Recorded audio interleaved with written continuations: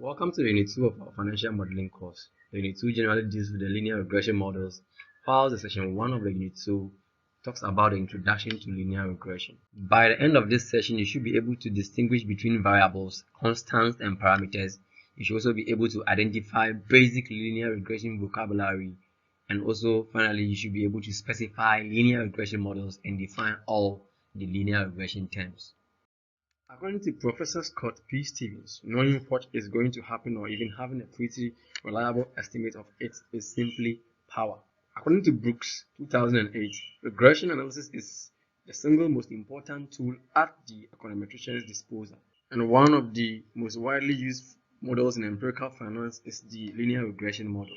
The linear regression model provides a framework which explains how the movement in one variable, mostly we call the dependent variable or the regressant, is being explained by the movement in other variables which we call the explanatory variable. Here what we are simply saying is that in a regression analysis we are simply looking at how two or three different variables relate to each other. So how the movement in one variable, let's say variable A, which we identify as the regressant or the predicted variable, is being explained by the movement in other variables that we call the explanatory or the predictor variables. Examples of the linear regression models include, but are not limited to, the measurement of the beta risk, which we found in the measurement of the capital asset price model and its various extensions like the Fama-French, the arbitrage price theory, and the present value model of equity prices, among others. Although the basic linear model established linear relationships between the variables, that's the regressant and the regressor, or the dependent and the independent variables, the framework is easily extended to a range of non-linear relationships as well.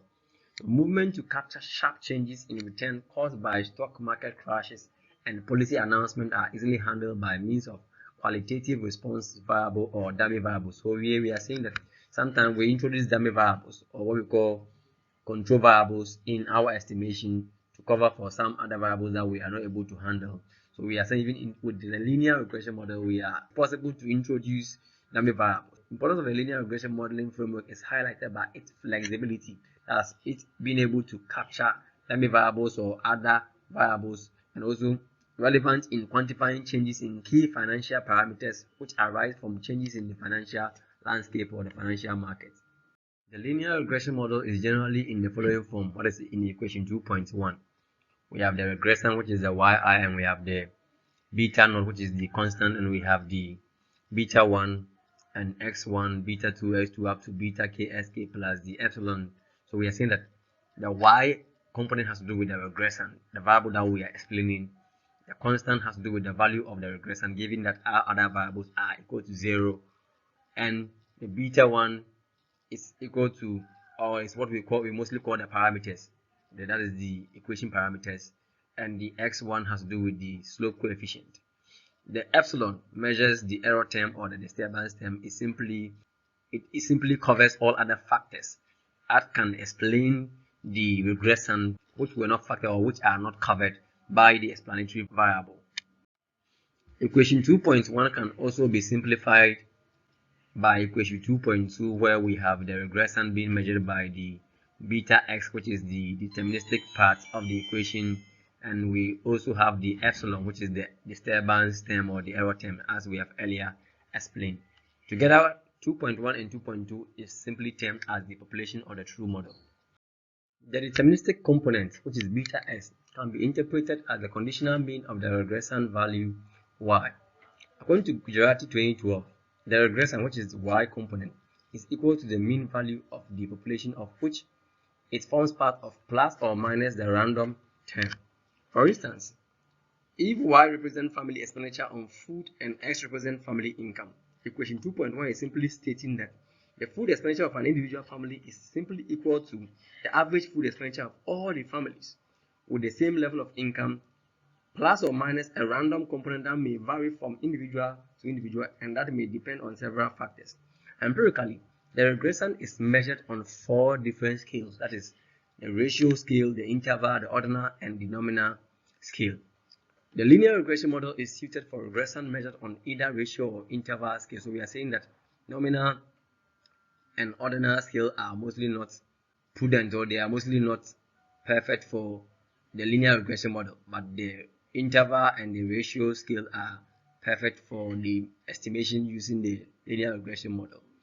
Beta naught is equal to the intercept, or what we call the constant beta 1, beta 2, and beta k are simply the slope coefficient of the regression parameters.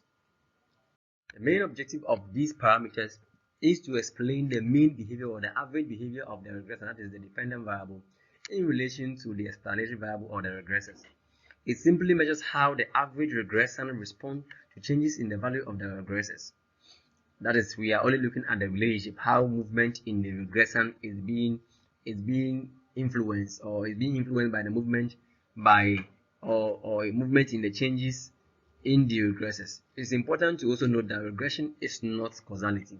There are other tools or econometric or modeling tools that are used for testing causality. Regression is simply testing for relationship or the presence of relationship among variables.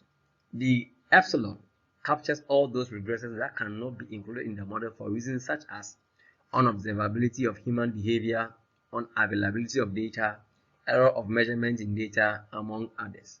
In this session, we have been able to distinguish between variables, constants, and parameters as we earlier stated in our objective. We have identified the basic linear regression terminologies such as parameters, slope coefficient, and the error term or the disturbance term.